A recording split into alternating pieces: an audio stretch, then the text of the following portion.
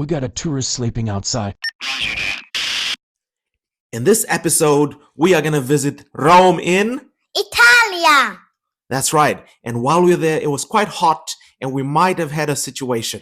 Do you remember the situation? No. No comments? Nah. You don't remember the situation? Nope. Were you lying down on the street? No.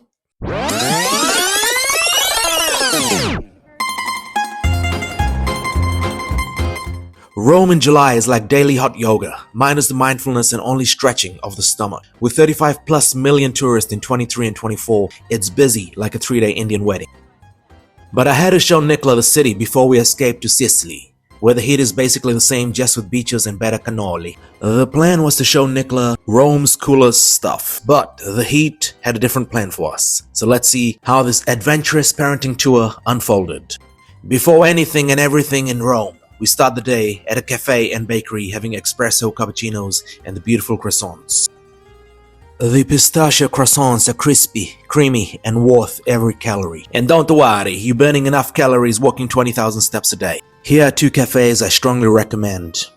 One is old school, the other new school. The pastry scene in Rome is next level since I last visited, and as I said, it's worth every calories because you're gonna walk it off. The best way to see Rome is on a good old classic Australian walkabout.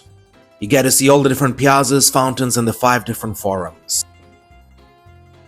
While we did a walkabout for most of the cities, this Capitol Hill we came by in the car, thanks to my friend Luigi here in the green shirt who drove us after the Vatican to show us around. So find a friend like Luigi because he's not just cool, he's got a swimming pool which is a privileged asset in Rome. Finding hotels with pools in Rome is not that easy, so this was awesome. This is one of the imperial forums, which is basically ancient Rome's group chat where all the politicians gathered to gossip and argue.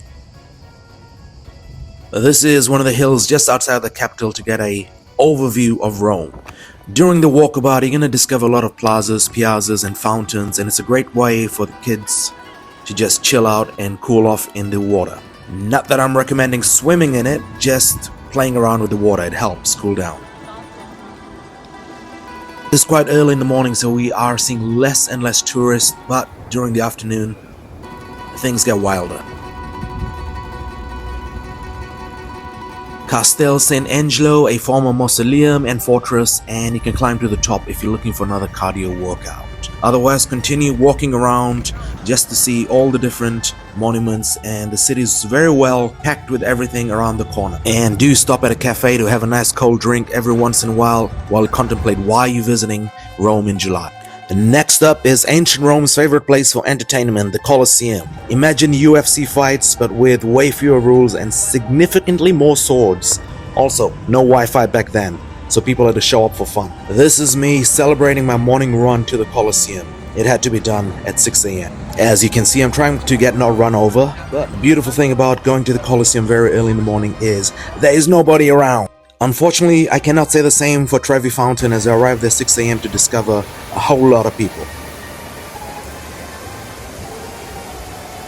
Yo, good morning. Good morning at the Trevi Fountain early in the morning. Thought I was going to beat the crowd, but have to get here at 6 a.m.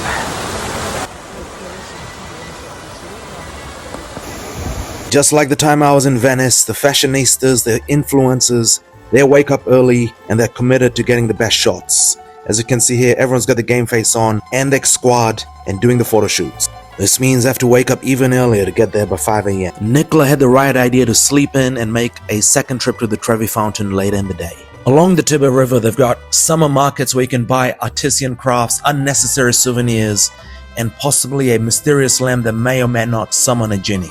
Keep your options open. Early mornings or late evenings are the best time to visit this river so it's not boiling hot.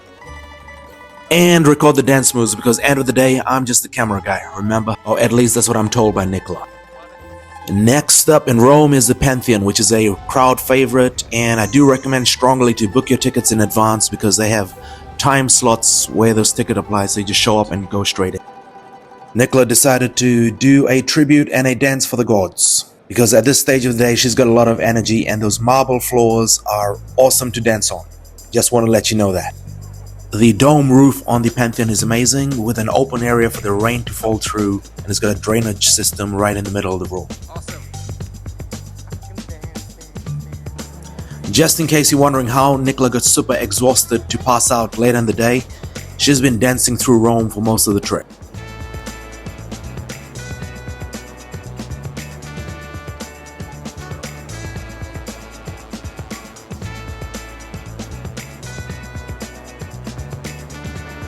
There's always a crowd around the Pantheon, and the cafes are overpriced even to use the bathrooms. Luckily, our tour guide Fabiana had some good context. I strongly recommend getting a tour guide while in Rome. It just makes the day much faster and easy.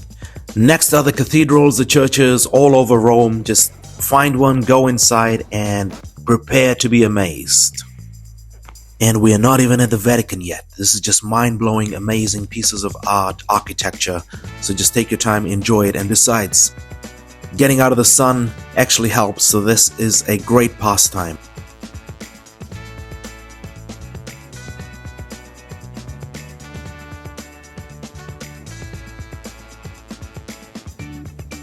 This was one of my favorites, so I've included the name in here.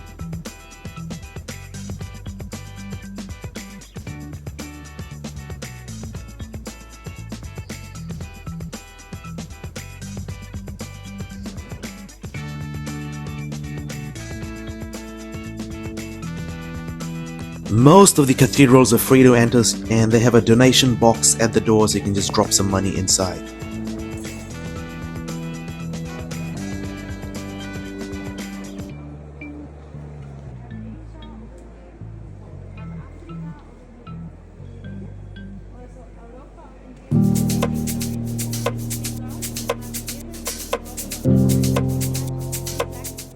Give yourself around 15 to 20 minutes to explore the cathedrals in great depth.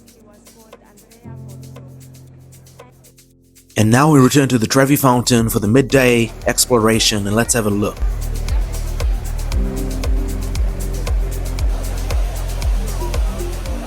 As you can imagine, it's a lot more crowded, but still enjoyable as you get a good view of the Trevi fountain.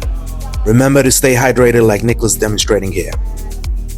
Getting off the tourist path, you get to see a lot more architecture of Rome.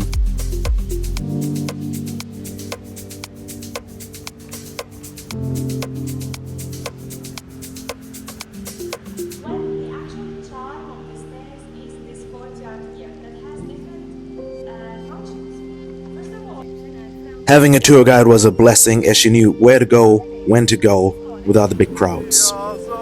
There are many fountains in the city and cooling stations, which is taps with cold water. So I strongly recommend stopping over to cool down and take your time during the day because it's really hot.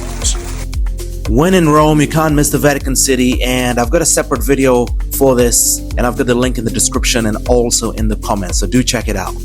The Vatican City can be done in 90 minutes, and it's not too far in the west of the city. Besides espresso, pizzerias are a religion in Rome.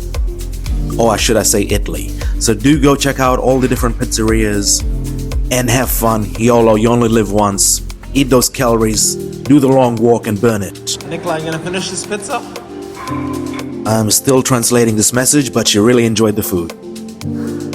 Will you take a paper and Fabio? Nicola, can you finish this by yourself? The pizzas are really large and quite a challenge, so yes, just order less. So Rome is sweaty, chaotic, and absolutely worth it, and these are some of my favorite spots I recommend. Now back to this video to get Nicola's feedback on Rome. So what did you think of Rome, Italy, Nicola?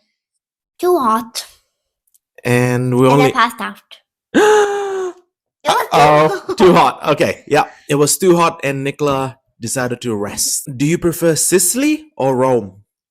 Sicily Why is that? was a little bit not so hot like Rome. And what about the ocean? Did you enjoy the ocean? Yes, but not in Rome. Okay, so if we were to choose Sicily and Rome, which one will you choose? Sicily! Alright everyone, thanks for watching. Don't forget to Like and subscribe. bye-bye. Ciao. I'm actually not gonna say comment and share. Also, don't forget to Comment and share. yes. Bye-bye.